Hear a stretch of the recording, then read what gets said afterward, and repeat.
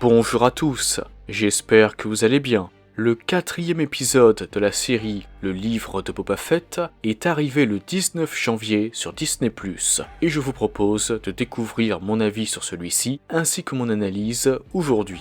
Avant de commencer, sachez qu'il y aura une partie sans spoiler et une partie avec spoiler.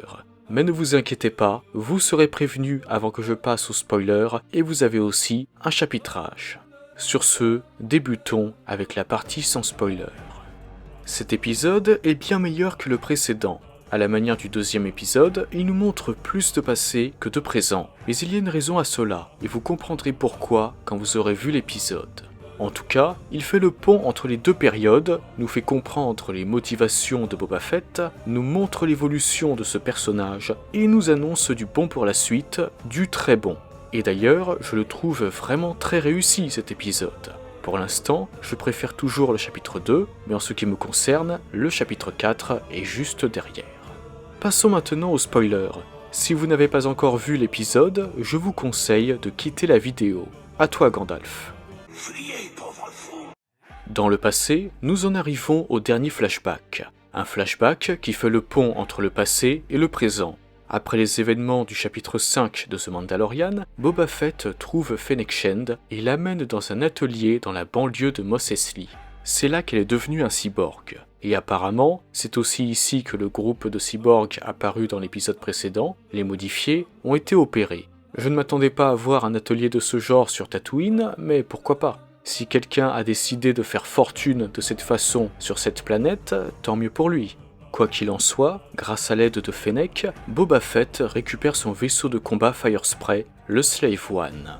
Le vaisseau de combat Firespray est le modèle du vaisseau. Je tenais à le préciser car j'ai vu qu'il y a eu pas mal d'incompréhension à ce sujet quand ça a été dit dans l'épisode. Boba n'allait pas lui dire « Aide-moi à récupérer le Slave One ». D'accord, elle sait qui est Boba Fett, mais ça ne veut pas dire pour autant qu'elle connaît le nom de son vaisseau. En disant Slave One, il était probable qu'elle ne sache pas de quoi il parle. Heureusement, il a dit vaisseau de combat Firespray. Non seulement il explique qu'il veut récupérer un vaisseau, et en plus, il précise son modèle. Voilà, j'espère que c'est plus clair. Revenons maintenant à nos bébés Banta. Retrouver son vaisseau lui permet de se débarrasser des faucheux de Kintan, qui seraient les responsables du massacre de sa tribu de Tusken. Oui, j'ai dit « serait ». À vrai dire, je n'en suis plus tout à fait sûr. Quelque chose qu'a dit Fennec Shand dans l'épisode m'a fait réfléchir. Elle dit « des speedbikers ont vaincu des Tusken, c'est totalement improbable ». Ça m'avait paru bizarre quand j'avais vu que les faucheux de Kintan avaient réussi à éliminer les Tusken. Comment une bande de voyous aurait-elle pu éliminer une tribu de guerriers entraînés ? Mais j'avais fini par me dire que c'était peut-être possible. Cependant, ce que dit Fennec me conduit à me poser la question suivante. Et si les véritables responsables étaient les Pykes ? Dans le dernier épisode, ils avaient affirmé qu'ils ne voulaient pas être exploités en devant payer une double protection. Se débarrasser d'un des deux groupes est plus avantageux pour eux, mais encore mieux, pourquoi ne pas se débarrasser des deux en les montant l'un contre l'autre ? Dans ce cas, les Pykes n'auraient plus besoin de payer de tribut à qui que ce soit. Ils seraient libres de faire tout ce qu'ils désirent sans avoir de compte à rendre. Le symbole des faucheux de Kintan est ce qui prouve leur passage quelque part, mais cela signifie aussi que ce n'est un secret pour personne. N'importe qui peut le reproduire pour commettre des atrocités en leur nom et leur faire porter le chapeau. Et d'ailleurs, cela ne serait pas sans rappeler le massacre des Jawa dans Un Nouvel Espoir. Presque tout laissait penser que les Tusken en étaient responsables, alors qu'en réalité, comme l'explique Obi-Wan, c'était une mise en scène pour le leur faire croire. Les véritables responsables étaient les Stormtroopers de l'Empire. Dans le cas de la série, étant donné que les adversaires actuels sont les Pykes, il ne semble pas improbable que nous finissions par avoir cette révélation. Par ailleurs, comme je vous l'avais dit dans la vidéo sur l'épisode précédent, très peu de cadavres ont été brûlés par Boba et la tribu était bien plus nombreuse que ça. À moins que les assaillants se soient servis d'armes de désintégration comme Din Djarin dans le 2e chapitre de The Mandalorian, mais dans ce cas, pourquoi ne pas s'en être servi aussi sur le chef de la tribu et les autres dont nous avons vu la dépouille ? Je pense que l'équipe de la série a voulu nous montrer qu'il y a des survivants. Les Pykes font travailler des esclaves dans leur mine d'épices sur Kessel. Peut-être que c'est aussi le cas pour les Tusken survivants de la tribu, ça leur ferait des bras supplémentaires. Et dans ce cas, quand Boba aura vaincu les Pike, peut-être qu'il devra se rendre, pour une certaine raison, sur Kessel et qu'il finirait par découvrir que sa tribu n'a pas été complètement décimée. En revanche, cela voudrait dire que les faucheux de Kintan n'y sont pour rien et que Fett les a éliminés alors qu'ils n'étaient pas les responsables. N'hésitez pas à me donner votre avis. Quoi qu'il en soit, en plus des faucheux de Kintan, Boba a enfin pu se venger du Sarlacc.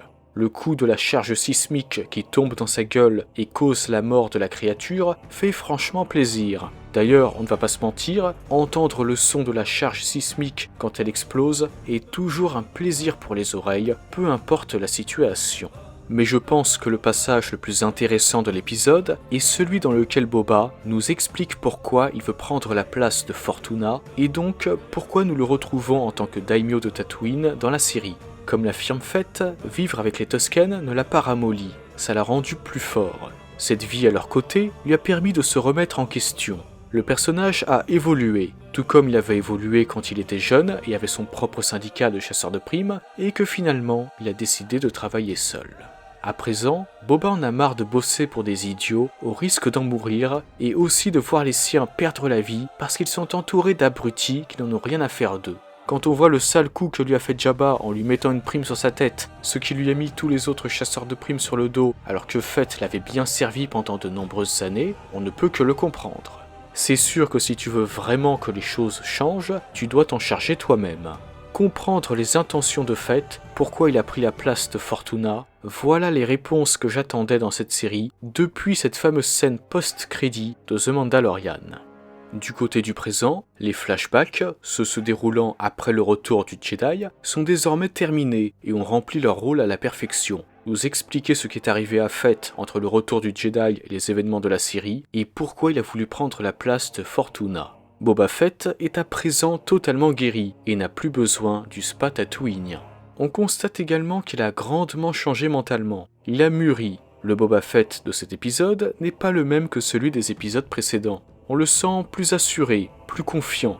Désormais, il a vraiment l'aura du seigneur du crime. On le remarque d'ailleurs lors de sa réunion avec les 3 familles de Mos Espa. On peut régner avec respect, mais un peu de peur sert aussi à bien se faire comprendre, à se faire respecter. Surtout quand on vient de monter sur le trône. Son rancor a d'ailleurs été bien utile lors de cette scène. Quoi qu'il en soit, Boba Fett doit désormais se préparer à livrer bataille et pour cela, il aura besoin de plus de muscles. Il a d'ailleurs déjà recruté Krrsantan le Noir. Au passage, ce que je vais dire peut paraître bizarre, mais ça fait plaisir de revoir un Wookiee démembrer quelqu'un. Les Wookiees détestent les Trandoshan, donc c'est sans doute pour cette raison que Krrsantan s'en est pris à eux. Les Trandoshan sont connus pour faire de la chasse aux Wookiees, donc cette haine est totalement justifiée. De toute façon, les Trandoshan, c'est comme les Namek dans Dragon Ball, ils peuvent se régénérer. Le bras de ce Trandoshan finira donc par repousser, ne vous inquiétez pas. En parlant de Trandoshan, je pense que Boba va recruter Bossk. Ça me semble être le candidat numéro 2, derrière le chasseur de primes dont je vais parler juste après. Bossk et Boba se connaissent depuis longtemps, depuis que Boba n'était qu'un bébé essayant de venger son papa, pour citer Bossk. Ils se sont alliés à plusieurs reprises et Bossk faisait même partie de la Griffe du Krayt, le syndicat de chasseurs de primes de Boba Fett quand il était jeune. Et d'ailleurs, dans le canon, le sort de Bossk n'est pas si différent de celui de Max Rebo. Il était à bord de la Barge des Sables de Jabba avant que celle-ci n'explose, et son histoire s'arrête là pour l'instant dans le canon. Comme vous le savez, Max Rebo a survécu et a fait son grand retour dans la série. Donc ramener aussi Bossk serait plutôt logique, pour montrer que lui aussi a réussi à quitter la Barge des Sables avant sa destruction, même si je n'ai aucun doute là-dessus. Ça m'étonnerait beaucoup qu'il n'apparaisse pas. En revanche, un chasseur de primes bien connu des fans devrait bientôt faire son retour, Din Djarin. En effet, on entend son thème à la fin de l'épisode. On le reverra probablement dans le prochain épisode, et cela nous permettra sans doute d'en apprendre plus sur sa situation actuelle. Comment il vit sa séparation avec Grogu, ce qu'il a prévu avec Bo-Katan pour reprendre Mandalore, etc. Ça permettra de poursuivre son histoire avant l'arrivée de la 3e saison de The Mandalorian. Pour moi, c'est vraiment une très bonne idée d'avoir décidé de l'inclure dans la série de Boba Fett. Quant aux autres chasseurs de primes qui pourraient aider Boba Fett, je pense que l'équipe de Jace et Marie, la nièce de Sugi, pourrait être de la partie. C'est un personnage apparu dans la trilogie Riposte, mais ce qui est surtout intéressant la concernant, c'est qu'à la fin de cette trilogie, elle travaillait avec Dengar, Empo et Jita. Cela permettrait de faire revenir Dengar et de faire apparaître pour la toute première fois Empo dans un contenu en prise de vue réelle. Au passage, si Empo est dans la série, ne vous attendez pas à voir Marok, son Anuba. Il est déjà mort depuis longtemps. Quant à Jita, c'est une chasseuse de primes rhodienne, mais c'est tout ce qu'on a pour nous donner une idée de son apparence. À la manière de Cobb Vanth, un personnage de cette trilogie étant apparu par la suite dans ce Mandalorian, faire revenir cette équipe dans la série pourrait donc nous permettre de savoir à quoi Jita ressemble. À part cela, de nombreux autres chasseurs de primes peuvent être de la partie, comme ceux qui s'étaient lancés à la poursuite du Faucon Millennium dans l'Empire contre-attaque. IG-88, Zucus et 4LOM. Tant qu'ils sont payés, ils feront ce qu'on leur demande. Bien entendu, on pourrait aller plus loin, Cad Bane par exemple. Il le dit lui-même dans The Clone Wars, il s'acquitte de toutes les missions tant que l'on y met le prix. On n'est pas obligé d'avoir un Cad Bane en tant qu'ennemi. S'il est payé, il peut devenir un allié. En tout cas, voilà tous les chasseurs de primes qui pourraient être recrutés par Boba Fett pour faire face à la menace des Pike, selon moi. Il pourrait y en avoir d'autres, et d'autres candidats sont possibles. Mais je pense vraiment que c'est entre tous ceux dont j'ai parlé que ça va se jouer. De votre côté, n'hésitez pas à me dire quel chasseur de primes vous pensez que Boba va recruter, ou tout simplement quel chasseur de primes vous aimeriez voir dans la série. Voilà tout ce que j'avais à dire sur ce 4e épisode de la série Le Livre de Boba Fett.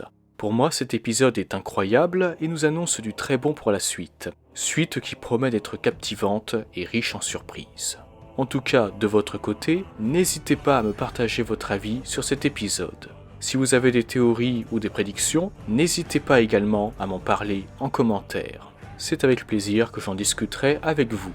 Sur ce, je vous souhaite une excellente journée ou une excellente soirée, que la force soit toujours avec vous, et moi je vous dis bye. Merci à toi d'avoir visionné cette vidéo. Si elle t'a plu, n'hésite pas à la liker et à la partager. Cela permet de soutenir la chaîne.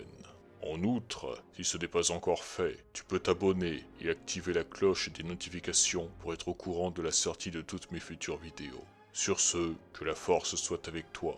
À jamais.